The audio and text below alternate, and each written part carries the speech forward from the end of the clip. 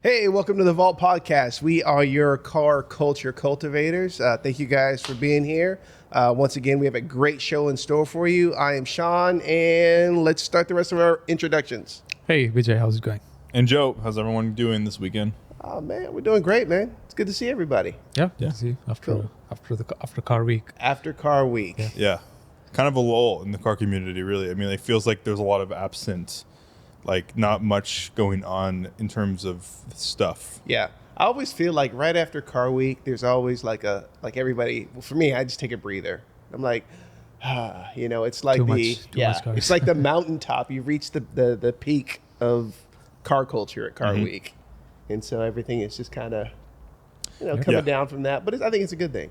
Yeah. Oh, yeah. That's what makes Car Week special. Yeah. I mean, like, I've been in the old stuff all week this week. But, like, it's nice to know that, like, I don't know, I can take a break a little bit, Yeah. you know? Yeah. Yeah. I mean, I've been having a good week so far, Exactly. really. I mean, like, in terms of, like the business, it seems like I'm kind of feeling a little bit of slowness in the air. Yeah. I don't really know if that's just like because it's the beginning of the month and it's literally been like 3 business days. So like obviously things could change really fast, but There's definitely a funk out there. there's some funk, Yeah. especially with today. If you're watching this, you're watching this on Sunday, but today is the 6th, so a lot of shit went down today in the economy and all the news. Yeah. But yeah, I mean, it's given me some avenues to like figure out some growth and all that stuff, and some car things along the way too. But yeah. Well, shit, I got some of that the DJT, the Donald Trump stock, man. He told me it was good, dude, but I believed him. I believed him. Joe, Talk about a bad week. Is the detailing business an indicator for a litmus test for the economy? What is it? Well, in my entire life of detailing, I started detailing in 2017. Yeah. And I could tell you definitively that whole time I was detailing has been a extremely bullish market. Yeah. So I have no idea. Okay. What I can tell you is the past 3 days, although I've been working, have felt less busy than before. Mm-hmm. Obviously, it's been 3 days, so I don't know. Someone has to plot the detailing business against the S&P 500. see correlations. Yeah, I have a feeling that I am not a very aggressive indicator of where we're going, but we'll see. You'll be the next guy in that movie, The Big Short. Yeah, I'm gonna short everything and be like the detail. I can see they're not buying specific things. Yeah. But anyway, I mean, do you see a correlation, like what's going on with the economy to the type of cars that you're getting in, or maybe the frequency of, maybe your regular customers? Yeah, I mean, like, well, what I can say for sure is, or in frequency, is I'm getting less cars from my contracted companies that are big car sales places. Yeah. That are like consumer grade easy cars, Yeah. which makes me think that there is either less credit out there or people don't want to go into debt right now. Yeah. I'm seeing, this is definitely skewed because of Car Week, but like the past 2 months has been extremely weighted with like classics and vintage things. Nice, yeah. People who might not necessarily be affected by the stock market or overall economy in general, or not affected enough to really care that much, Yeah. Well, and that's what's crazy, right? Is the stock market is doing so well, but there seems to be kind of a funk in the air just regarding the overall state of the economy, right? Job market, the job numbers. Yeah, I mean, the job numbers are down.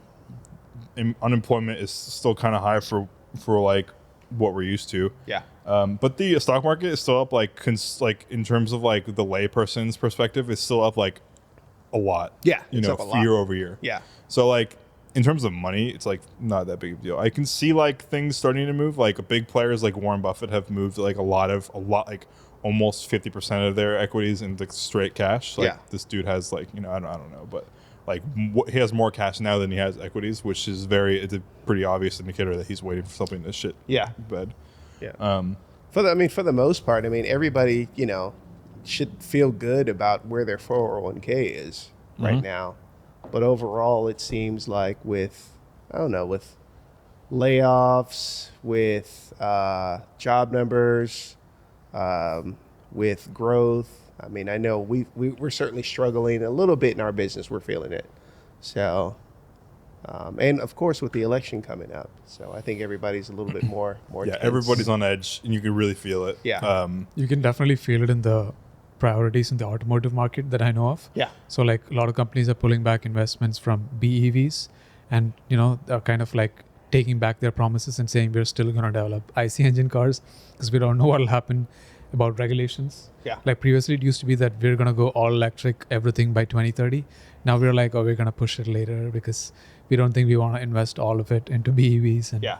so, yeah, it's all like linked to politics as well right now. So. Yeah.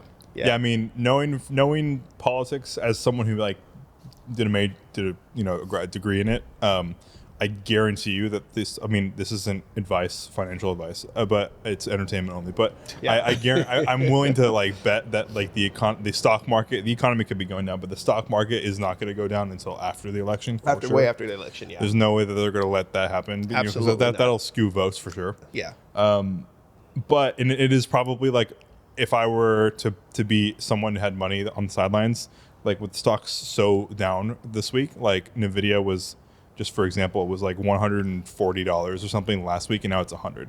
Yeah. So like, it lost 300 billion in one day. Yeah. In if I were looking to make a quick buck, it might be interesting to at least look into that stock and like ride it for like a month before the stock market. Because I mean, it's a valuable company. I don't expect them to go out of business anytime soon. But I mean, it's interesting. The economy is weird, but thus is life.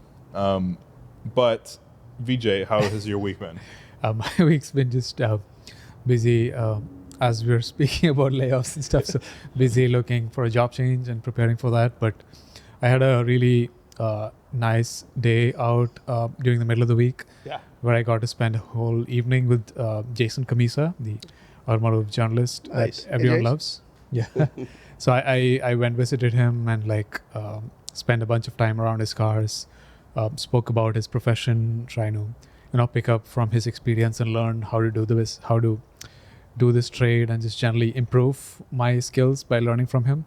And like, yeah, he was awesome. He showed me around his fun favorite local roads where he shoots for Haggerty. Oh, nice. He drove there at his pace where he does the enthusiastic driving videos and stuff.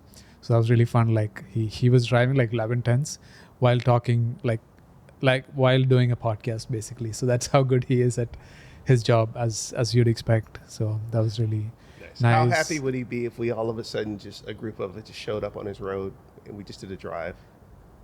Yeah, I mean, he is like the most humble and kind person. Yeah, yeah. He's the most down to earth person. Like, yeah. He always seems to have that road to himself. So yeah, he finds the right times. Yeah, he does find the right times. He goes there between 5 and 6 a.m. or like 7 a.m. Something like that. Yeah, because that road is like a commuter road a little bit, right? Yeah. So he told me all the secrets that time. So now you know. That's great. Was it your birthday this week? Yeah, it was on Tuesday. Oh, happy birthday. Yeah, thanks. I saw that Instagram post. I'm like, God damn it. I didn't wish him yeah, so like it so happened that I met him the next day and spent the whole evening. So that was like a birthday gift that I construed as. Nice. Yeah. So that was fun. Yeah, that was my week. Very cool. Very cool. So mine was more or less on the same, like Joe is, I sat and kind of reflected on, what's going on with business. And more importantly, like, some of the things that I could be doing better. So, I think a lot of us here, are business owners or want to be business owners. And, when the going is good, it's good. But I think the test of longevity is, what do you do? How do you challenge yourself? How do you constantly evolve, not only yourself personally, but also your business sense. And it's certainly a situation that none of us want to be in, but it's fun because I'm learning to do things a little bit differently, and I've actually seen, some impacts, I've done a lot of SEO over the past 2 weeks, like really did some deep dive. You mean search engine optimization? Yeah, okay. Yeah. So, hiring a consultant and like, oh my God, look at all these holes that we have. Consultants are hugely beneficial. Yeah. I know that my dad uses as a consultant for his practice, and his numbers have increased substantially. Yeah. And then I know a shop owner, car shop owner, who's also used as a consultant, whose numbers have like tripled. Yeah. So it seems like consultants, if you find a good one, are definitely like the way to do things. Absolutely. As a business owner, is we don't have to know everything. There's other people out there that know a lot more than us, and sometimes that's hard for us to believe. But no, there's some great professionals out there who are some great resources in helping us build. So, and with that, I also thought about, just being kind of bringing it back around is we're all car guys, right? And I'm like, how come I haven't really been in the mood to buy a car? Like, I've been looking at stuff, but I really haven't been inspired at with anything. Mm-hmm. And then it got me to thinking about like, what's going on? What am I seeing with cars and the car market? You're seeing, crazy new prices, new and used prices. They seemingly haven't come down yet. Mm-hmm. Big time. Yeah. I think the average new car price right now is still $50,000. Yeah, $50,000 dollars, which is absolutely insane. Mm-hmm. You see car interest rates at what you were Close telling the to 10, story about 10, 12, yeah. 12%. Yep. Which is, 12%. Which is probably a good deal right now with somebody with decent credit. But that's, insane. I have a contract that has with a big dealership that sometimes leaves window stickers up on their cars, and their needs work credit numbers are 26% interest. So like 580 and below. So that's what they mean by all credit welcome. Yeah, 26% interest. Isn't that crazy? I've been looking around like auction platforms too, because I'm kind of like curious to like see like if like those like prized possession cars are starting to go, because like in a downturn, like that's what goes first, right? Yeah. And nothing really has stuck out to me as like this guy really like, they're all like normal still. Like there's nothing interesting really yet. Yeah. So I'm waiting. I'm kind of waiting. I think what it is, because people paid such a premium on cars over the past 4 years, is I think people are still really inertia. They're stuck. Yeah. They're stuck. Which they're holding on to dear life. For their prices, because they're going to be super out if they try to sell the car with escalating debt and the whole works. You even seen it in the watch market. Like watches went up like an insane, like collector watches went up in a huge amount over from 2020 to now. Yeah. Like a Rolex that I have could be bought for like $5,000 in 2019, and in 2022 it was like 10, and now it's starting to come down to like 7, and you could see like a flooding of like this exact Rolex on like the eBay for watches, and all of them are like asking so much money, and like none of them are moving. They're just nothing's happening. Yeah, I've never been into high end watches, but I kind of keep an eye on it from a distance. But it's it's crazy to think like a couple of years ago that you couldn't even go into a store and buy an expensive watch. Like they were just none available. Yeah, you had to know somebody. They'll slap you in the face. At a Rolex dealership, they're not doing anything. Like you walk in and say, "Can I buy this watch?" And they laugh at you and said, "Oh, you haven't given us $1 million, so no." Exactly. It's just crazy. So I was reading. They say with car repossessions right now, car repossessions are up 23% from last year. Yeah. You mean like sense. delinquencies? No, right? Delinquent actually going in and straight up repos. Repos. Repos are like the consequence of being delinquent, right? Yeah. Yes. Okay. Yeah. Or remember that trend? What was it? Give your car back or whatever it was, like a couple years ago when, this kind of all started. Okay. So 1.6 million cars will be seized by the end of 2024.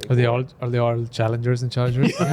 Dude, I think it's like one of the number one. For sure, it definitely is. Yeah. Like that's like a whole meme car. Like people are paying like $1,200 a month for those things. For no reason. Well, and there's no it's not a coincidence that they're also the most stolen and the most burned. It's crazy that they pay so much for a car that's worth $10,000. Yeah. Yeah. Yeah, it's literally 2005 E-Class. And designed in 1850. Yeah. Yeah. Yeah.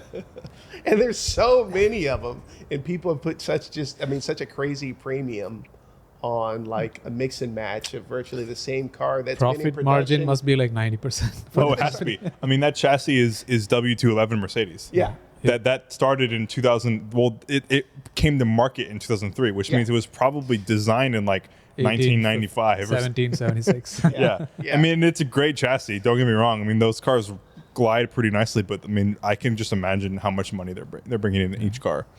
Yeah. And I can just imagine like whatever the standard V8 is. I guarantee you the profit margin from standard V8 to like Hellcat is huge, because I guarantee you both of those. I mean, I don't know, but like I think both of those engines are probably built off of the same factory somewhere. You know? Same thing with pickup trucks also. Margins. Oh, pickup trucks are probably even better. Yeah. They're like ladder chassis from like 50 years ago. It's like those like plastic, those like plastic car frames that you like punch out and you can make it like out of paper mache.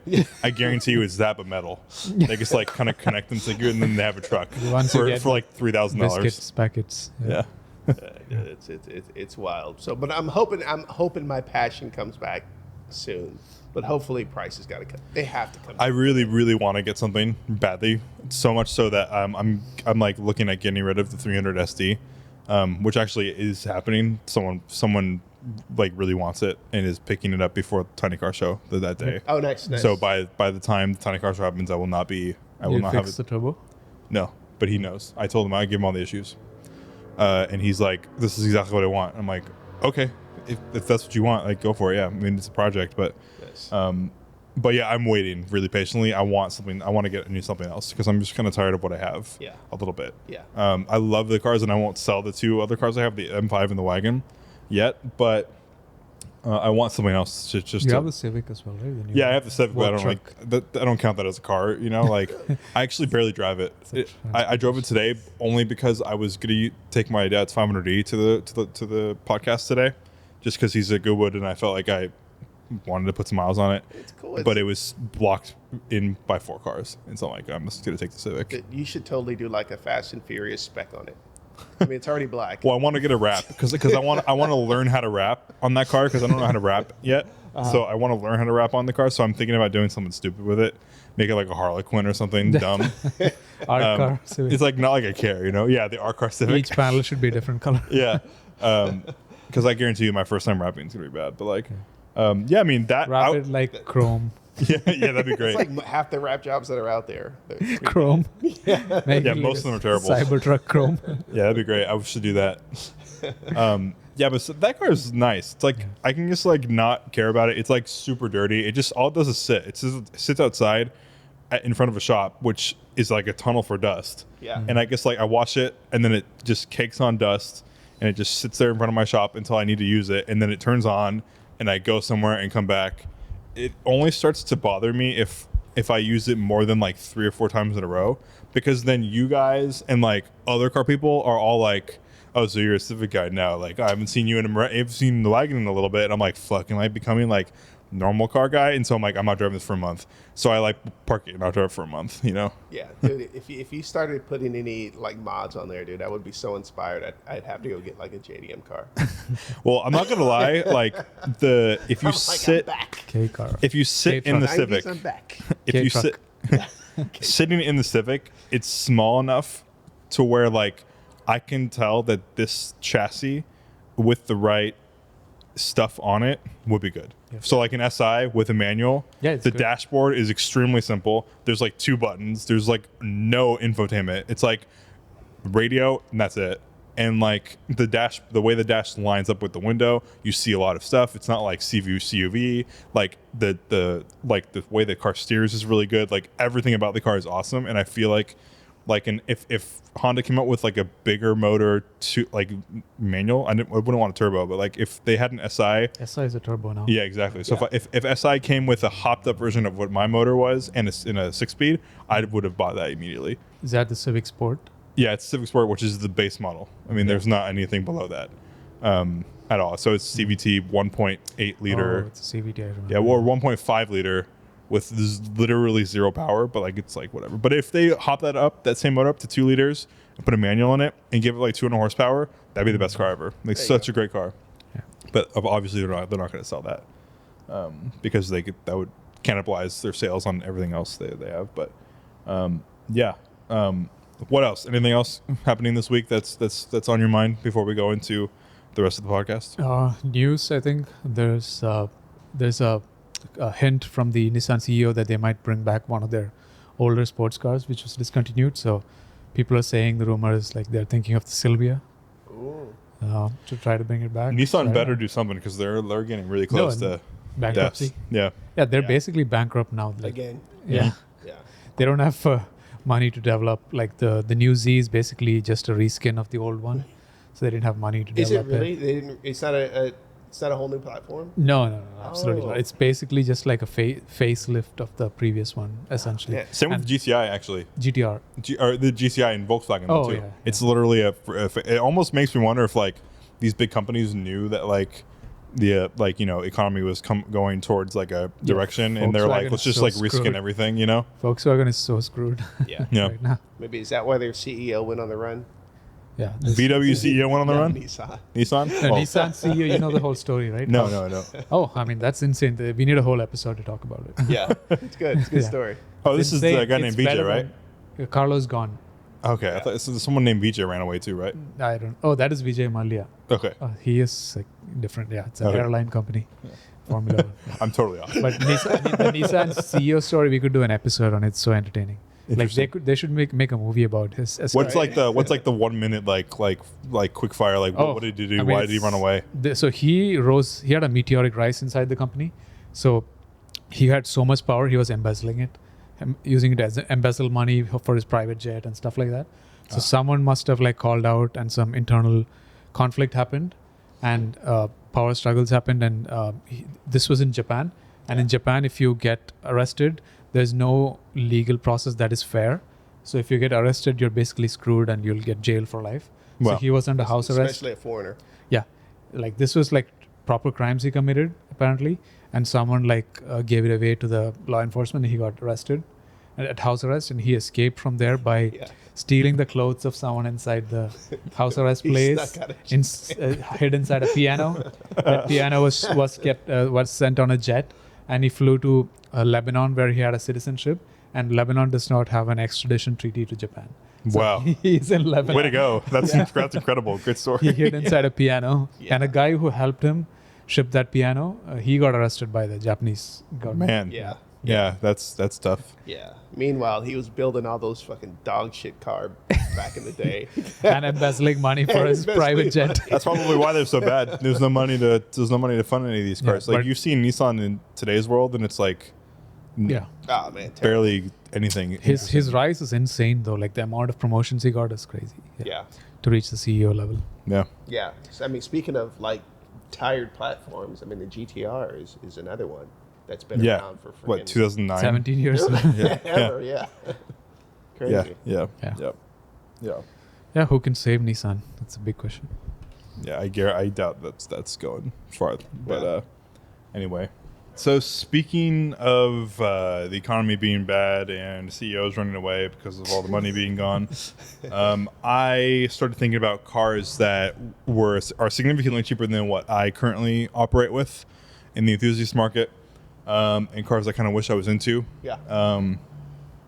So to start off, I think Vijay and I both have this as one of our cars, but Corvettes are obviously maybe more expensive to get into in the beginning, but like the parts are so cheap and everything is so inexpensive to use and operate and run with that in a bad economy you could still do stuff with it, like in if I want to do anything with my M5, it's like the parts are impossible to find. There's one of them left in the entire earth, and it's extremely expensive, And in a Corvette, there's like 400 million of the same part, and like there's different renditions, and there's cheaper manufacturers. But it was made on a summer evening on the third Friday of the month. Yeah, exactly. It's one of 500, but still.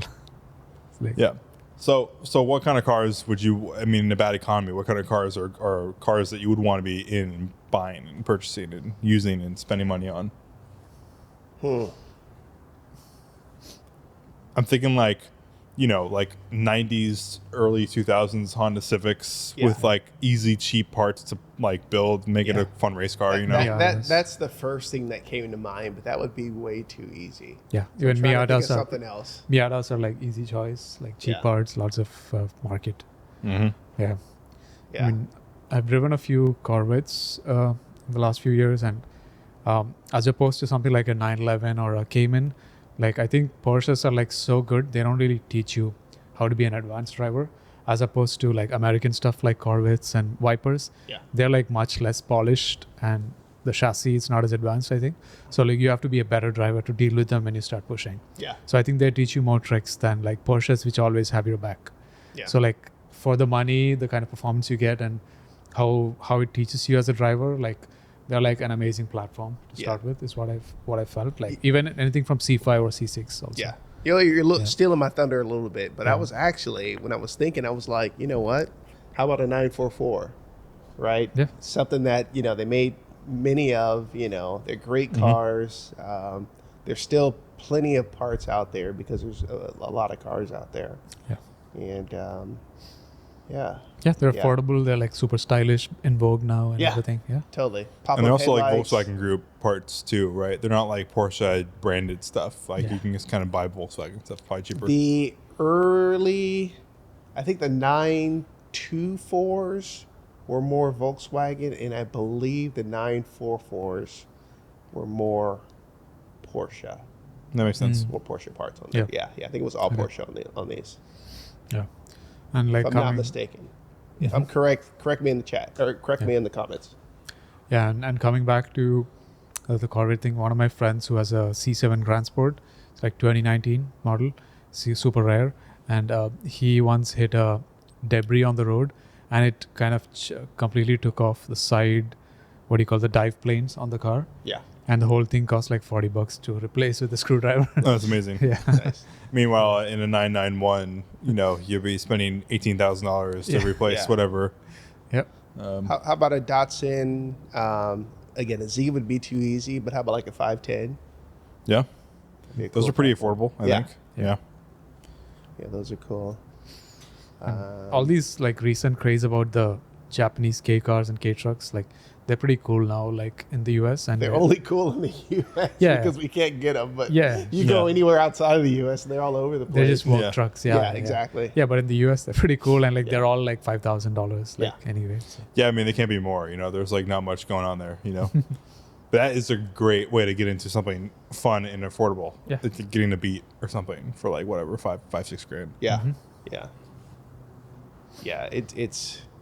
It's funny though when you think about how come those cars aren't over here, like they weren't manufactured or brought over here like at the time, but then you think if you ride in them and you realize how small and how unsafe they are and how our roads are in the U.S. as compared to other countries, it's pretty evident why. I couldn't even imagine driving daily driving a K car. I drove Jake's van down the street one time. Yeah. And even in the van, I felt like the van's actually more sketchy than the Beat. Yeah, well, there's probably no structural anything, Yeah. I can only imagine especially the AutoZan with the gull-wing doors, just how bad that would be to get out of if you had any sort of issue happen. Yeah. It's not made for the American frame. No, or any frame. I'm sure back home, you guys, there's I'm sure a ton of K. Yeah, these are like $2,000 new, $3,000 new. Yeah, and they aren't nearly as scary riding in another country as they are here, especially as big as American cars are here and as fast as everybody drives. Mm-hmm.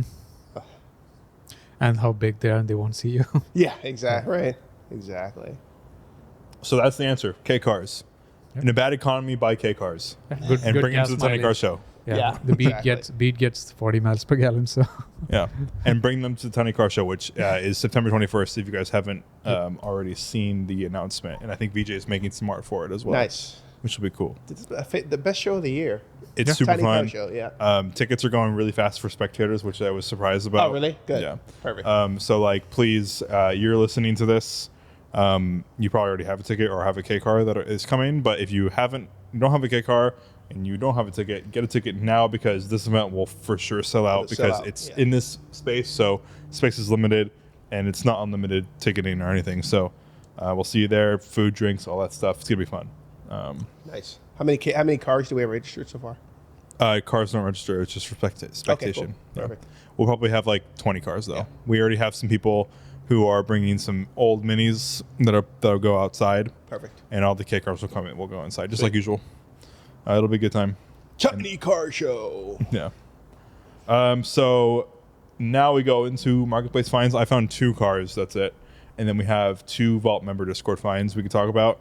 I've been on a BMW kick, kind of interesting BMWs nonetheless. So I figured we could bring them in. We'll start with this one because this is just weird. So this is an E36 wagon.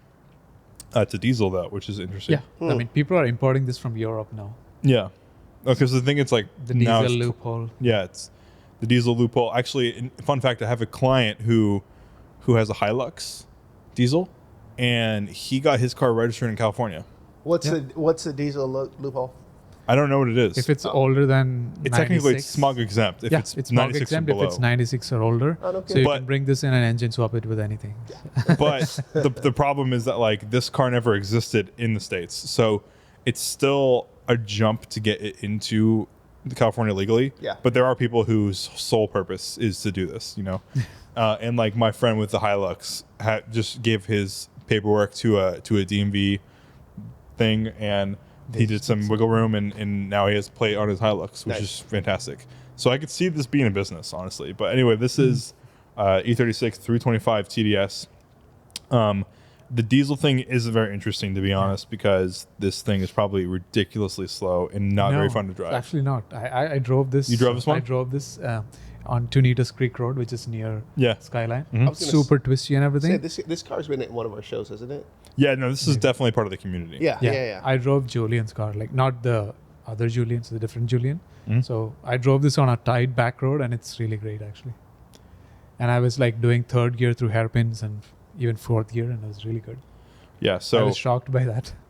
It is cool. It's cool that it's a diesel, but I don't think I would pick a diesel drivetrain for this specific car. Sure. Yeah, I'm just saying it's better than it looks. Yeah, that makes sense. Yeah.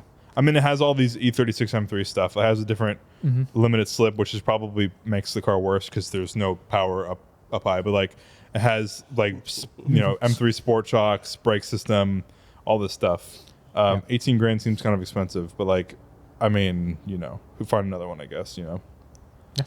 It's basically an E36 M3 with a diesel engine. It drives surprisingly well. Yeah. So that's my first find, and then my second find is just an E34 in an interesting color. I've been really wanting one of these for a little bit. I like E34s. I like US spec ones specifically because I think the 3.6 is crazy the way it drives compared to the E28 or the Euro E34. Calypso is a pretty rare color. Yes. And it's 1 of 126. Yeah, well, this is 1 of 126. How much is the price? 28,000, which is really low, I think, in my opinion. I might need this. Yeah. Well, it's 1 of 126. He's going Corvette on this. Like, it's one of 126 from 1992, and it's 1 of 3 in Calypso, which is like, I don't know how true this is because like I've seen multiple Calypso M5s, and I might have seen this one. I don't know. Yeah. But like, these cars rock. 3.6s are super underrated, and $28,000 is a steal, considering a 3.8 is probably double this now. And it's way less power, 315 horsepower versus 340-ish. And the refinement of the 3.8 is extraordinarily better than this, but this feels like a race car, straight up. Like, it idles horribly, it drives bad in traffic. Like, everything about this car is high RPMs, like fast always. It has race to be. engine. For that price point, are you like close to where a E39 is going to be? Yeah, you can buy a really nice E39 for the price. M5? E39 M5, 28 grand. Yeah, you could buy I thought those are like 45 now. You could buy an E39 M5 in this condition. Yeah. Okay. For 28 grand. Yeah. If you want sub 100,000 miles, it gets to be 40. Yeah. You could buy an E28 M5. Interestingly enough, every like E28, E34, and E39 are all kind of the same price. Like E28, 28 grand gets you like a kind of okay one. E34, 28 gets you an okay one, and E39, 28 gets you an okay one. Yeah. It's not until you get into like the really nice ones where things starts to change, where the E28 becomes super valuable and the E39 becomes super valuable. E34 is still kind of stuff, like Oxford green, yeah. It's like, I don't know. I would like one of these at some point, a 3.6 that I could beat the shit out of. It needs. Wouldn't want it to be this nice, but it looks so good. Yeah, it's great. You should buy one of these because if you like the E28, you'd like this even more. Unless you like the E28 because of the feedback it's giving you. No, I like E28 more than E34. Okay, well then you probably should get an E28 then. Like, I just want it to be worse, not better. Yeah, you want it to be. I mean, in an M5. Want it to be, I want it to have a lot more texture and old school feel. Yeah, in an M5, in my opinion, I want it to be super unrefined and like they're just figuring this shit out. In my dad's mindset, he wants ultra refined because he's driven all of them. Yeah, E34 is too nice compared to E28. E28 is like they're just now figuring out what the hell is happening, and they put an M1 engine in the car and they're like, well, this sell it. In 3.6, the first E34s are like the pinnacle of the E28 because the 3.6s, I don't know if you've ever been in one, but it's like bad shit. Like the car is idling at 1,000 RPM and it's like sounds like it's cammed and it's like barely like you know, and there's no power up, down, low, and everything is like really choppy. And then you get into the RPMs and you're like, oh, this is definitely where it's at. ITBs, right? Yeah, it's the same engine, but it's just straight bigger, you know.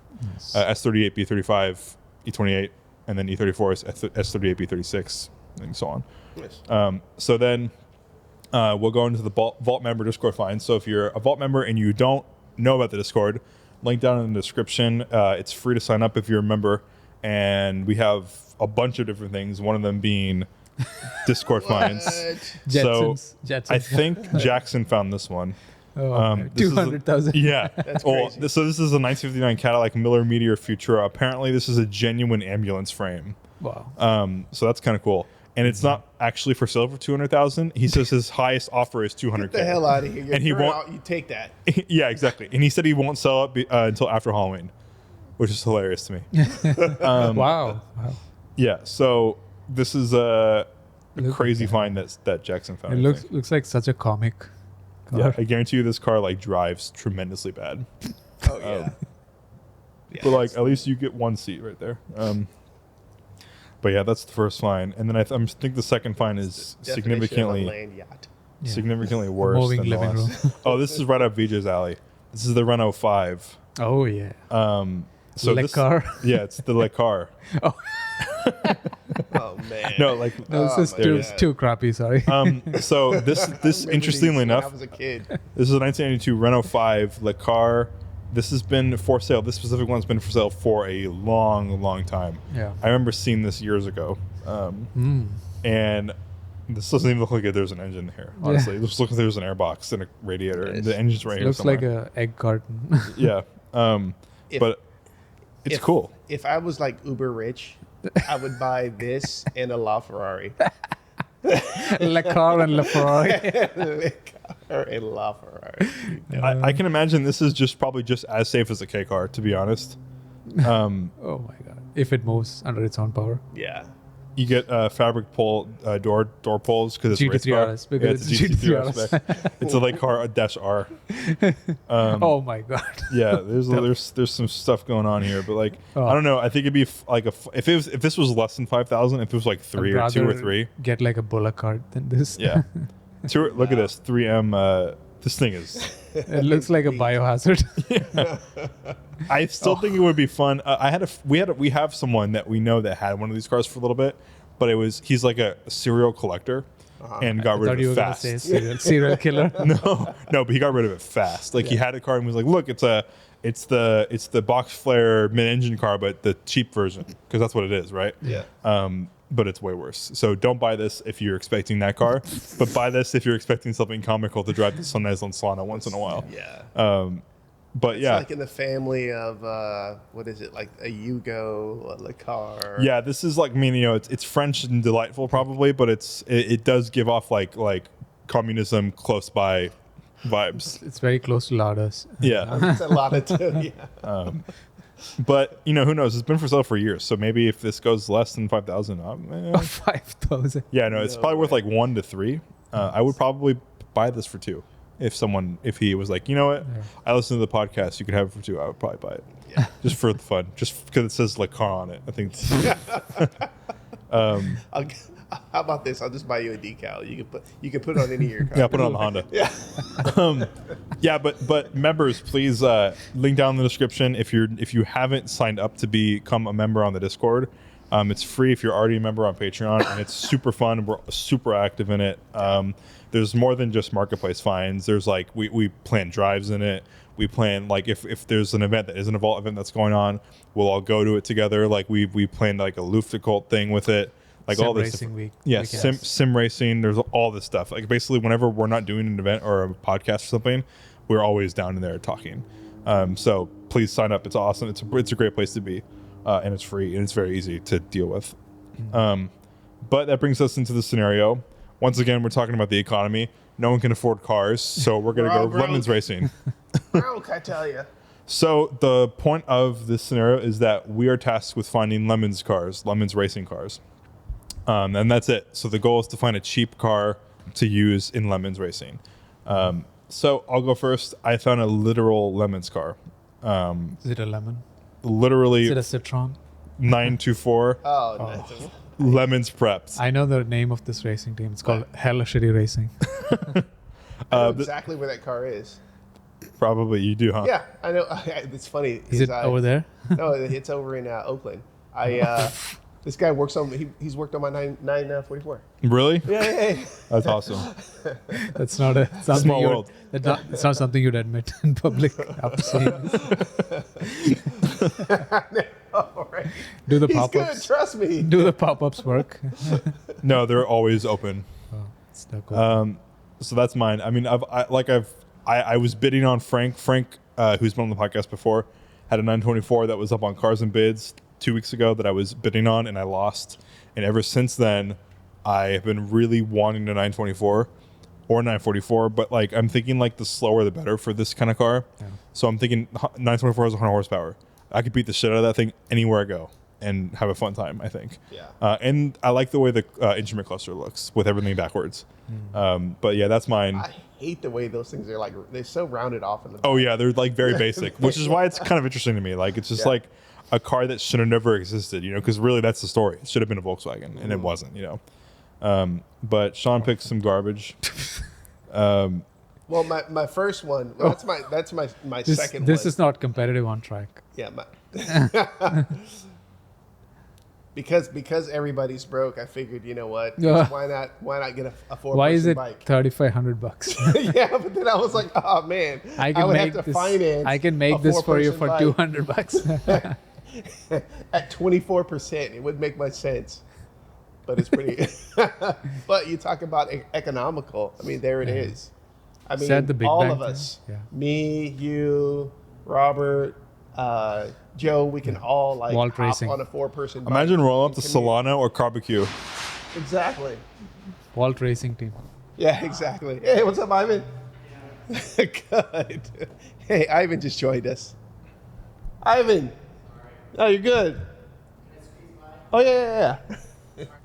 Cool. I actually did that on purpose. I guess the only way you'll win this is everyone else's car breaks down. Yeah. Well, I mean, technically, like, you know, 24 hours. To win, you have to finish. General garbage. I mean, generally, 24 hours of Lemon's car. I mean, actually, everyone cheats. Like, my dad was on a racing team for a little bit, and had they had an E28, 528. That was probably $500. Mm-hmm. But then they put a stroked and cammed and built head M30 in it, which is a 535 engine, and it hauled ass, and like it was like really competitive because it was like a $5,000 motor, and but that clearly breaks the rules. I think that car is actually still running, but that head was in my car that fell off the cliff, and I still have that engine. Oh, I don't have the engine anymore. It was sold off in one of my dad's cars, but can't win. You can't win the restoration game unless you get the car for free. You know. Or you're spending, or you're like charging the client an exorbitant amount of money. Yeah. Then it becomes like a thing. I mean, 5 years or more of part-time work on a car. Yeah. I mean, you could do it. I mean, I restored my wagon in about 2 years, and I made money on it. But like, I made money on it because I did a lot of work myself, and I didn't evaluate my time, which really I probably broke even. That's it. Yeah. But speaking of breaking even, Sean found, boom, for his second find, a Ford Ranger regular cab torpedo thing. It's got the racing. So local, look, there's a party inside. Are those racing bucket seats? Yeah, hell yeah, they are. Oh man. Oh yeah. It's a race car. Look at the stickers. Looks like Has some like old Chipotle Dude, wrappers up here. I'm riding for the kingdom. it's like dead rats and stuff inside. Probably. And it's local too. It's Antioch. Never mind. Yeah, don't go there to buy a car. That's my pro tip. If you're going to be buying a car, probably don't go to Antioch. Yes. I mean, yes. if you live in Antioch, it's a great place. Yes. But I'm saying I probably wouldn't buy Florida and Antioch Yeah, is yeah. where you don't buy cars from. Yeah, I would avoid that at all costs. Yeah. And VJ, I think you decided you wanted to take your Yeah. Peugeot. Yeah, I think my Peugeot's worth $500. So, and it's a pretty good car to drive. So I think it'll be competitive at a 24 hours. I think you probably would, and I'm surprised there aren't any Peugeot 205s. I mean, it's a race car basically. It was the car that was used for homologating their touring cars. They had race cars based on the 405. Mhm. They had hill climb cars, like rally cars. Yeah, it's a good platform. Yeah. Yeah. But that's it. I think I have the best chance of winning out of Yeah, these probably. three. Yeah, I mean, like I'm my 924 doesn't even run, so I and would a need bike is not as quick Yeah. for sure. I mean, you never pretty know sure what's the turtle and the hair thing. Like it was eventually, Oh, yeah. if they're not going to break down unless Just they needs have to heart run. attacks. Yep. I'm sure the owner of that car is probably going to try to lure me into his garage Yeah, and do God knows what. So, Unspeakable you things. Definitely win. Yeah. yeah. But comment down below what your $500 Lemons car would be, and really, that's it. I mean, I would love to hear your thoughts on how this new format is going. For the podcast, we've done I think 2 episodes now with this way of doing things. If you've liked it, make sure you like the video and also subscribe to the channel if you're brand new. But yeah, I think that's it. Other than that, do you have any other closing remarks before we go? That's it. Later. Sweet. See you at Next week we'll be doing a Goodwood recap because we had some people at Goodwood. Sweet. And barbecue is literally happening right now. So we'll see you then.